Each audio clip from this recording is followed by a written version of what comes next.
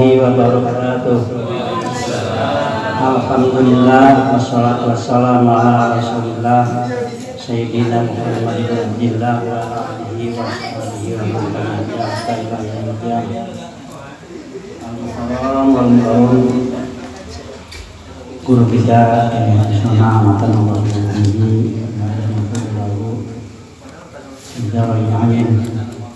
Bapak-bapak, para jamaah pengajian malam 1 yang saya muliakan, dan insya Allah semuanya dirahmati Allah Subhanahu wa Ta'ala. Bukan tausiah, tapi hanya sekedar mengingatkan bahwa kita harus senantiasa memperkuat akidah kita, akidah rububiyah, akidah uluhiyah, akidah asma wa sifat, akidah rububiyah, bahwa dunia seluruh makhluk ciptaan Allah adalah hanya Allah yang mengatur. Makhluk semuanya tidak berdaya.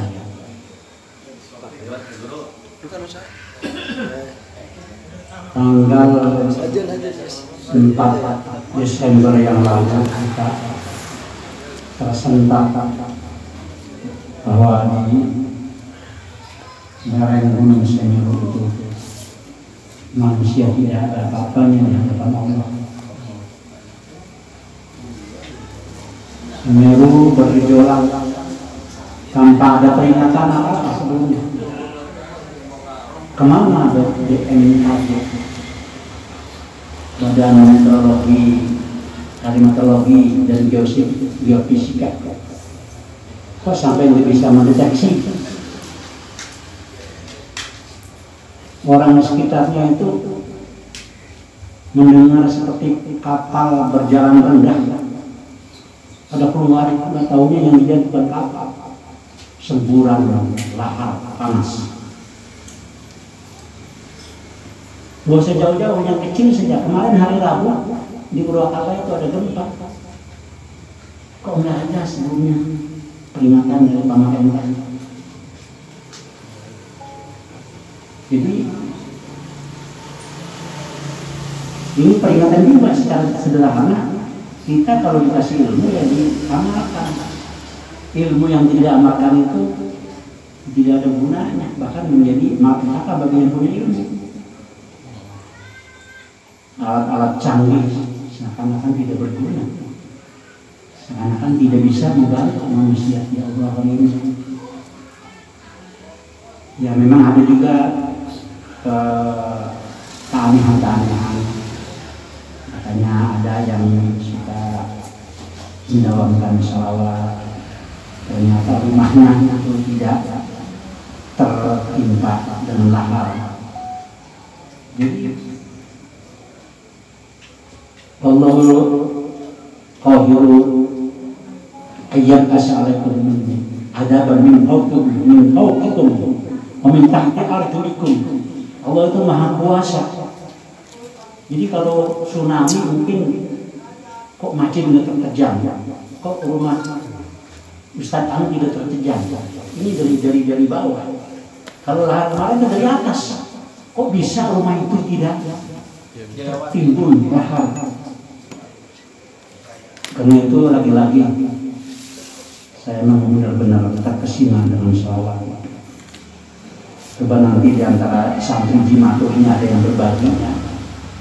Mungkin ada yang pernah mimpi ketemu Rasulullah. Masya Allah, kalau ketemu Rasulullah itu jaminannya di samping keberkahan di dunia, di akhirat pasti akan mendapat syafaat. Mungkin di antara orang-orang yang pertama kali mendapat syafaat Rasulullah, seperti yang kita tahu dalam pelajaran kita di pesantren ataupun di pengajian. Imam Bushairi itu ahli sufi, orang tua yang usianya alhamdulillah dikasih usia panjang sampai 85 tahun usianya. Itu menjelang usia 70 tahun beliau mengubah sebuah syair, sebuah qasidah Qasidah itu beliau kasih judul dengan Kawakibud Duriyah, bintang-bintang yang gemerlapan. Tapi pada saat beliau mengakhiri penyusunan syair tersebut, beliau bermimpi ketemu Rasulullah. Nah, ini yang jadi masalah yang berkepanjangan bagi beliau dan juga bagi umat manusia.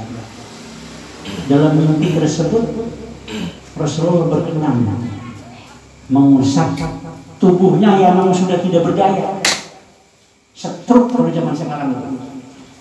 Tapi Allah kasih kesembuhan, meskipun beliau stroke tapi masih bisa menulis, sehingga terkaranglah sebuah qasidah yang dikarang oleh beliau dengan judul Kawakibud Duriyah, sebanyak 160 bait,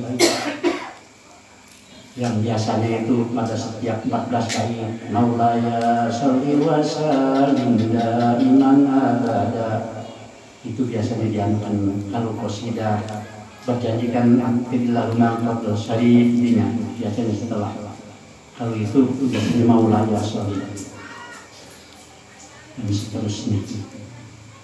Dan anehnya begitu Rasulullah berkenan mengusap tubuhnya yang lumpuh itu, begitu beliau bangun mimpi dan sadar sekali, di samping mengusap tubuhnya itu beliau diberi sebuah selendang warna hijau yang kemudian disebut oleh orang-orang Arab itu burdah, sehingga akhirnya Kawakibud Duriyah itu juga berjudul burdah, qasidah itu burdah.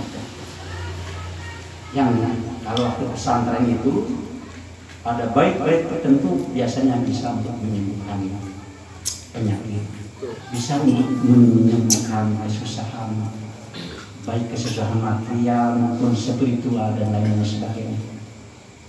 Dan saya termasuk yang mengamalkan, bahkan sampai sekarang setelah saya menjadi salah satu pengurus masjid di Jamatul Amaliyah, sebelum khutbah dimulai, saya minta kepada seseorang membaca 6 bait, antara lain Muhammadun Sayyidul Qaulani was-Saqalaini dan seterusnya, sampai wal habibul ladzi turja syafa'atuhu kulli haulin min ahwal.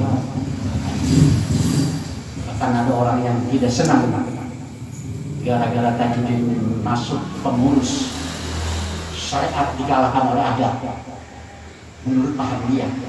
Jadi salawat itu dianggapnya ada. Salawat itu dianggapnya ada. Maksudnya apa? Syariat itu kan as-salatu ala waqtiha, syariat katanya. Salat itu harus tepat waktu. Ini gara-gara Haji Tajuddin nyuruh baca salawat, udah waktu zuhur belum juga ada.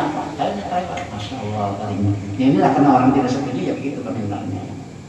Nah, yang saya maksudkan, kenapa saya membahas konser ini, mungkin di antara santri kita ya mungkin pakai sendiri ya.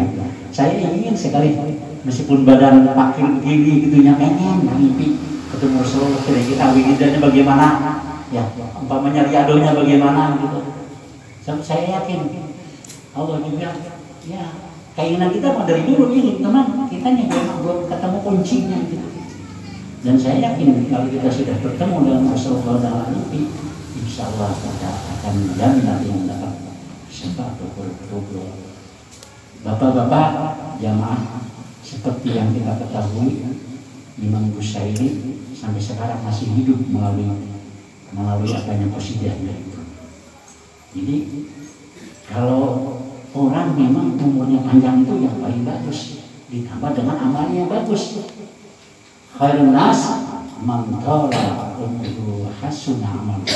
Sebaik-baik manusia itu yang panjang umurnya dan bagus karyanya. Nah, Imam Busayri panjang usianya dan karyanya juga.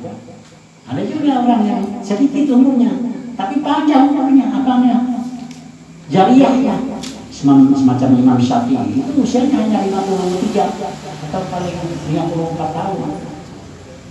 54 tahun, ya, kalau di situ disebut 53. Tapi dikatakan 54 sebab apa? Menghitungnya dengan Masehi. Nah sekarang bapak-bapak nih saya tanya, kalau ditanya kan seberapa umurnya? Umpamanya 50 tahun, ya, umpamanya 50 tahun, itu kan ngitungnya Masehi. Padahal kalau dihitung dengan Hijriah lebih panjang. Iya sudah 51 tahun lebih.